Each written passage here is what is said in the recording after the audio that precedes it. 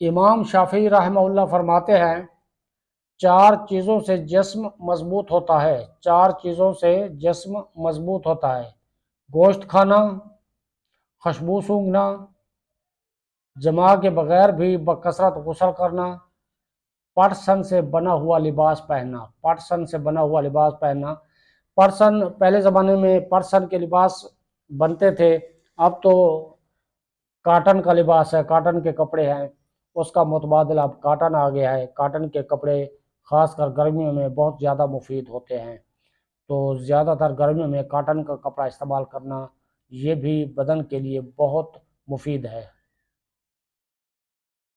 چار چیزیں جسم کو بیمار کر دیتی ہیں: زیادہ باتیں کرنا، زیادہ سونا، زیادہ کھانا اور زیادہ مباشرت کرنا۔ چار چیزوں سے جسم کمزور ہو جاتا ہے، چار چیزوں سے جسم کمزور ہو جاتا ہے: کثرت سے مباشرت کرنا، زیادہ تفکرات میں مبتلا رہنا، کثرت سے نہار منہ پانی پینا، کھٹی چیزیں بکثرت کھانا۔